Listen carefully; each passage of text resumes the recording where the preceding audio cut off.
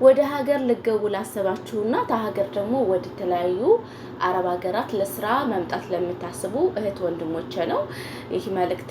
ውድና ተከበራችሁ ቤተሰቦቼ አሰላሙ አለይኩም ወራህመቱላሂ ወበረካቱሁ። እንዲሁም ክርስቲያን ወገኖቼ ሰላም ጤና ይስጥልኝ። በያላችሁበት የአላህ ህዝነትና ረህመቱላሂ አይለየን።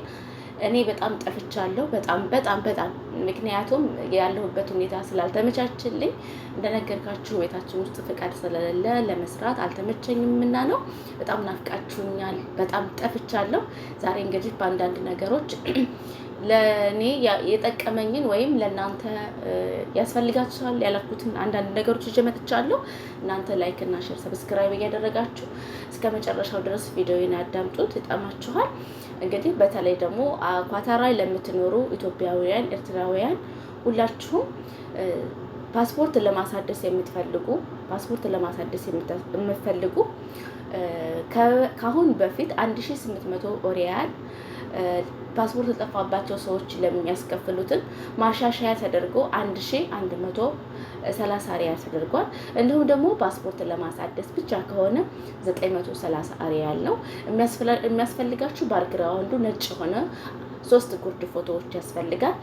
እሱም ደግሞ ፓስፖርቱ መቼ ይመጣል፣ ምን ያክል ጊዜ ይፈጃል ለምትሉ 1 ወር ይፈጃል። በፌስቡክ ገጻቸው ላይ ይለቃሉ። እሱን ሄዳችሁ ቼክ ማድረግ ትፈልጋላችሁ።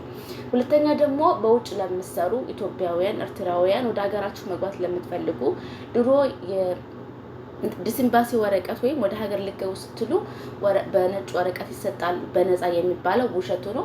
አሁን 580 ሪያል ከፍላችሁ እንደምታወጡ ነው የተገለጸው። እኔ ፓስፖርቴን ለማሳደስ ወደ ኤምባሲ ሄጄ ብዙ ጥያቄዎችን ጠይቄያለሁኝ። ለራሴም ለጓደኞቼም ወይም ለእናንተም ለቤተሰቦቼ አስተላልፋለሁ በሚል ያው ቪዲዮ ለመቀረጽ ለባንድም በሌላ ምክንያት ስላልተመቻቸኝ ነው።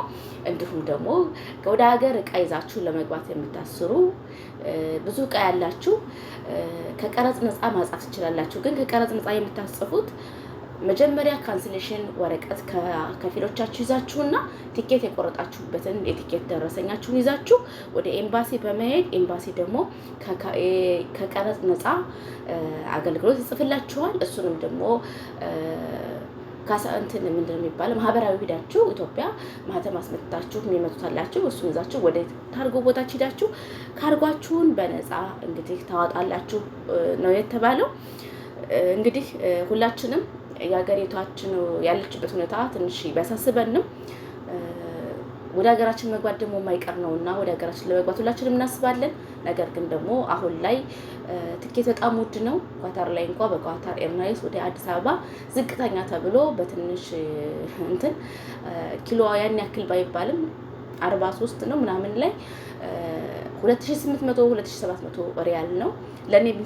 ለኔ ቢጤ ምስኪን ደግሞ መዳም ካልቆረጠችላችሁ ውጭ ራናዊ ለምትሰሩ ሰዎች ይቅርታ ወንድም ሆኖ ሴትም 2700 ለመክፈል ትንሽ አቅማችሁ ለማይፈቅድ የ1 ወር ያክል ትዕግስት አድርጋችሁ ብትጠብቁ የተሻለ አገር የተረጋጋ ሰላም ይሆናል ብዬ አምናለሁኝ። እንዲሁም ብዙ ውጭ ለሚሰሩ የዲስኤምባሲ ወረቀት በነፃ ነው የሚሰጠው ብላችሁ ተዘናግታችሁ ለተቀመጣችሁ ክፍያ እንዳለው ወደ ኤምባሲ ስትሄዱ እንዳትመላለሱ ሁላችሁም ዝግጁ ናችሁና ያለውን ሁኔታ አውቃችሁ እንድትሄዱ ላሳውቃችሁ ነው። ወዳችኋለሁ። ላይክ እና ሼር ሰብስክራይብ እያደረጋችሁ እስከ ቪዲዮ ፍጻሜ አብራችሁን እንድትቆዩ ከመጀመሪያው ገልጫለሁኝ። አሁንም ደግሞ እየገባችሁ ሰብስክራይብ እያደረጋችሁ እንድታበረታቱኝ። የጠፋሁበት ምክንያት ያው እንደምታውቁት ነው። በቅርቡ ኢንሻአላህ እንዳላ ፍቃድ ከሆነ ለየት ያለ ሰርፕራይዝ ይኖራችኋል። እሱ ምንድነው ኮሜንት ላይ ጻፉልኝ።